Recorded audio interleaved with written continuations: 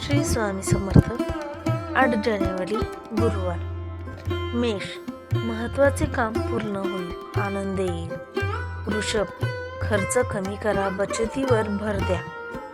मिथुन, गैरसमज दूर, नाती सुधारतील.